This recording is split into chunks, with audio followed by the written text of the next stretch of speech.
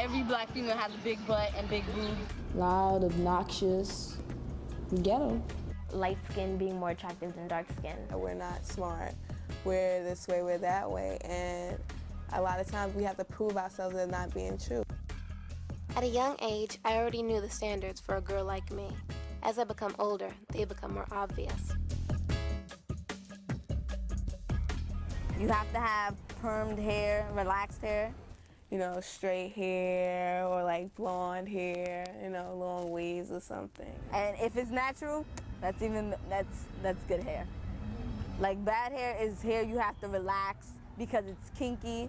Like it's not like appealing to have like natural hairstyles, or like if they are natural, they have to be like the curly head like black girls or something that looks mixed or something. And I remember when I first started wearing my hair natural, at first my mom was okay with it, and she thought it looked nice. And then after like the second day, she was like, oh, stop that. She was like, you're starting to look African. I was like, well, I am African, and that really pissed me off. There are standards that are imposed upon us, like, you know, you're prettier if you're light-skinned. I knew people in the past that just wanted to be light-skinned, not for any particular reason, you know, because they love themselves. I mean, they love themselves except for, you know, the color of their skin. Like my siblings are all lighter than me, and my mom, she's dark-skinned, but she's lighter than me. So like I noticed, and I was like, hey, how come I'm the darkest, and you know everybody else is so light? And I don't know. Since I was younger, I also considered being lighter as a form of beauty, or you know, beautiful than being dark skinned. So I used to think of myself as being ugly because I was dark skinned. I knew people who actually went out there and got, you know, bleaching cream and everything. They actually laid in the tub, poured capfuls of bleach into it just so they could see if their skin would get lighter. But yeah, my aunt that lives in Honduras, she basically started using skin bleaching cream when she was about 25, and she started her oldest daughter on it when she was about 11, and then she has an even younger daughter that was about 6 when she started using the skin bleaching cream on her. I've seen people say that I would never marry a dark-skinned man because, you know, because I don't want that in my gene pool. On the other hand, light-skinned girls have their issues too. We've been called high yellow, conceited, house nigga. I feel like both sides have their issues. I guess I sort of felt like there was not any attention towards me because of maybe my skin color, or because my hair was kinky, or you know, just basically that. Or even when I was younger, say there was I don't know, a doll. I used to have a lot of dolls, but most of them were just white dolls with long straight hair that I would comb, and I would be like, oh, I wish I was just like this Barbie doll.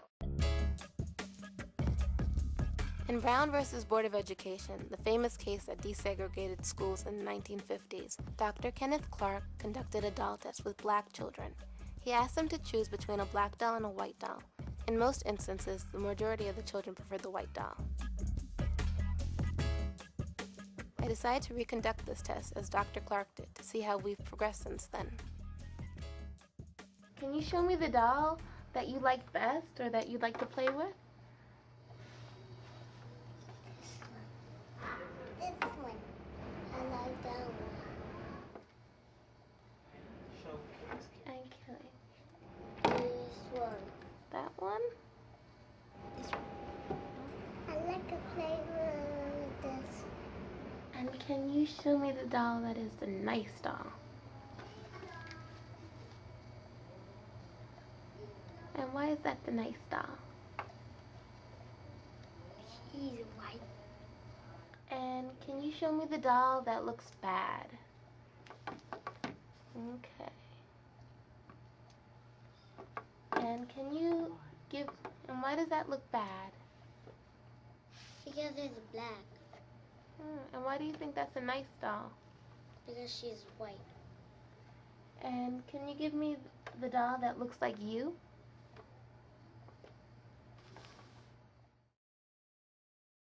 15 out of the 21 children preferred the white doll.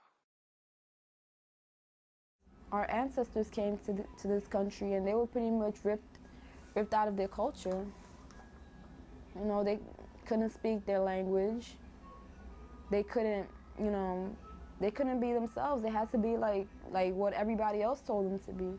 When you don't know where you're from and you don't know what country you're from, all you know is basically you're from Africa, that's all you're given, I feel like it brings on like a lot of ignorance, and it builds a lot of anger. I've seen it build a lot of anger in a lot of black young females. Like, I don't know, they feel like because they feel like they have a right to disown any kind of, you know, African roots. I think for a black girl in general, it's like you're missing a piece of you, you know?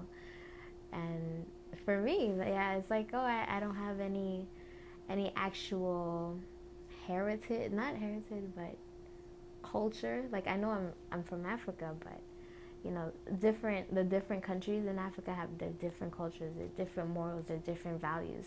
And not knowing that, it sort of keeps us at a loss. And I feel like we're busy searching for it while everybody else in society is throwing their ideas and what they believe we should be at us. But, you know, personally, we know that's not what we should be, but we're gonna take it because we don't know exactly what it is that we should be, because we don't really know where we came from.